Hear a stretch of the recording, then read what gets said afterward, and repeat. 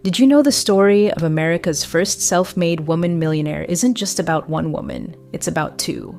Both were Black. Both were born in the 1860s into the poverty of formerly enslaved parents who had emancipated. Both became orphans as children. Then they both built million-dollar empires. Meet Annie Turnbo Malone and Madam C.J. Walker, the two names that would become the first American woman self-made millionaires and change the beauty industry forever.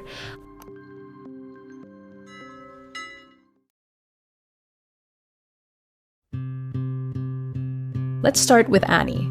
Annie Minerva Turnbo Malone was born in 1869 on a farm in Metropolis, Illinois. Her parents were formerly enslaved people who had escaped to freedom. Annie was the 10th of 11 children. By the time she was just a toddler, both her parents had died. She went to live with her older sister, struggling to survive. Annie had something special: curiosity.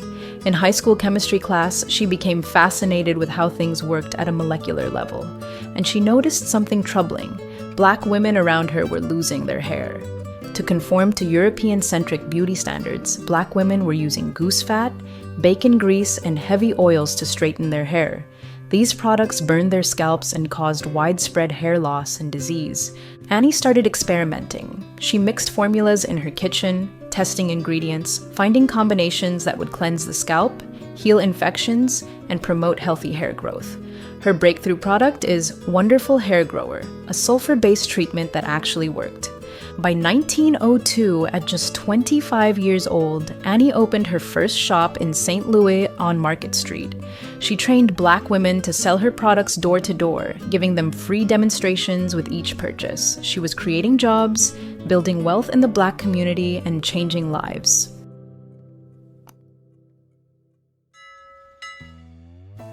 Now, enter Sarah Breedlove, the woman who would become Madam C.J. Walker. Sarah was born on a Louisiana plantation in 1867. She was the first child in her family born after slavery ended, orphaned at 7, married at 14 to escape an abusive brother-in-law, widowed at 20 with a young daughter to support. By the 1890s, Sarah was in St. Louis washing clothes for $1.50 a day, barely enough to survive, let alone educate her daughter. And like so many women, she was losing her hair from scalp disease. Then she met Annie Turnbo Malone. Annie treated Sarah's scalp condition with her Poro products. Sarah was amazed. Her hair was growing back. More than that, she saw an opportunity. Annie hired her as a sales agent, teaching her the hair care business from the ground up. For about 2 years, Sarah sold Poro products throughout St. Louis and Denver. She learned Annie's formulas, her sales techniques, her business model. Annie was her mentor, her employer, her teacher. But in 1905, something changed. Sarah moved to Denver. She married Charles Joseph Walker, a newspaperman. And suddenly, she wasn't selling Poro products anymore. She was selling her own products.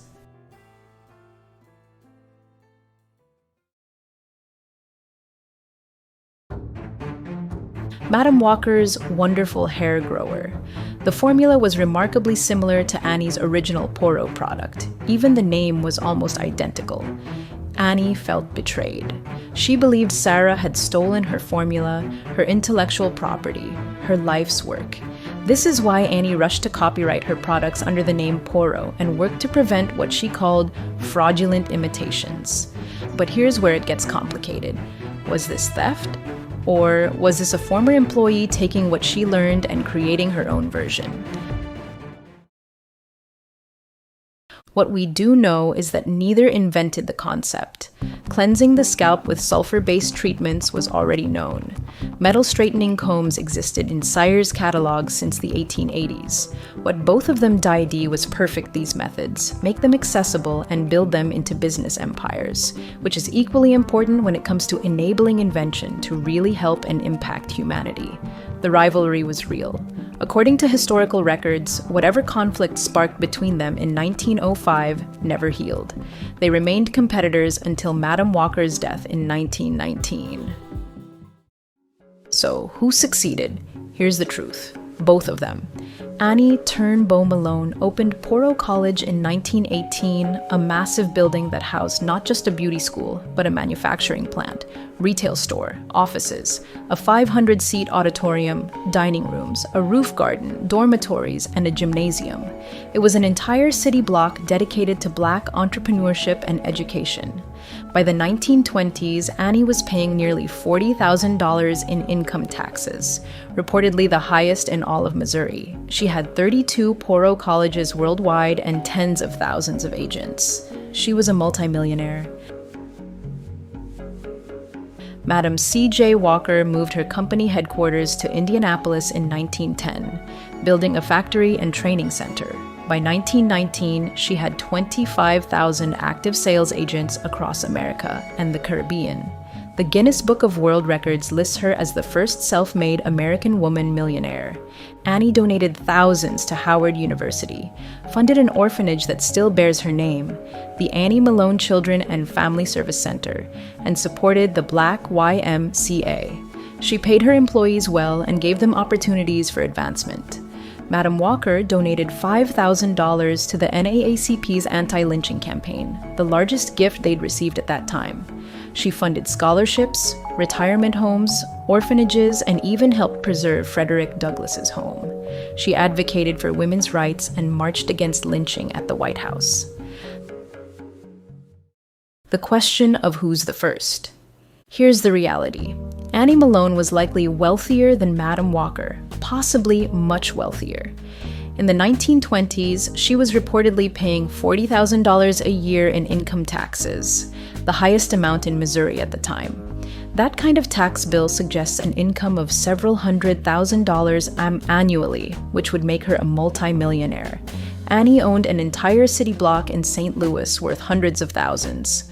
Her Poro College building alone was massive. She had 32 Poro colleges operating worldwide. But here's the catch. We don't have complete financial records for Annie. Much of her documentation was lost or never preserved. So while evidence strongly suggests she was extremely wealthy, quite possibly wealthier than Walker, historians can't pinpoint exactly when she became a millionaire or her precise net worth. Madam Walker, on the other hand, has well-preserved financial records. When she died in 1919, her estate was documented at $600,000 to $700,000 in personal assets. Plus, her company was valued at over $500,000 in annual sales. Clear documentation equals clear recognition, which is why she's in the Guinness Book of World Records as first. Madam Walker's family, especially her daughter A'Lelia Walker, actively preserved her legacy. They saved documents, letters, photographs, and business records. A'Lelia's great-great-granddaughter, A'Lelia Bundles, wrote the definitive biography on her own ground. The Walker family created museums, websites, and archives. Annie Malone had no children. When she died in 1957, her legacy passed to nieces and nephews who didn't preserve it the same way. The truth? Annie was probably first and wealthier, but Madam Walker has the paperwork to prove it. It's a lesson in how history remembers you. Documentation matters as much as achievement. But both women achieved something extraordinary, born into extreme poverty, then built business empires that employed thousands of people. They didn't just make products, they created an entire industry. The modern black hair care industry, worth billions today, traces directly back to their innovations. Madam Walker died in 1919 at the height of her success with her fortune intact. Annie lived much longer, until 1957, and faced devastating setbacks. A contentious divorce from Aaron Malone in the 1920s turned some employees against her. A former business partner sued her for decades. During the Great Depression, she had to sell her St. Louis property to raise money. By the time she died, her estate was valued at only $100,000. In 2020, Netflix released Self-Made, a series about Madam C.J. Walker starring Octavia Spencer. It brought Walker's story to millions, but it also created controversy. In the show, Annie was turned into a character named Addie Monroe, a jealous villain who tried to destroy Walker's business. Even in your Sunday best, you look like you just stepped off the plantation. The real Annie became the antagonist in someone else's success story. Walker's great-great-granddaughter, Alelia Bundles, whose book inspired the series, clarified, "She didn't write the screenplay. She always acknowledged Annie as a very important entrepreneur and philanthropist." The controversy highlighted something crucial. We must not tear down another Black woman when elevating another one if this isn't based on fact. These women should be celebrated together because they both deserve recognition. If this story inspired you, hit that like button and share this video with someone who needs to be inspired by this story. Subscribe to this channel for more entrepreneurial related content. If you want to express something after watching this video, have things that should be in this video, or have another opinion, let me know in the comments below. If you want to start a business and don't know how, check out my video on how to start a business. See you in the next video.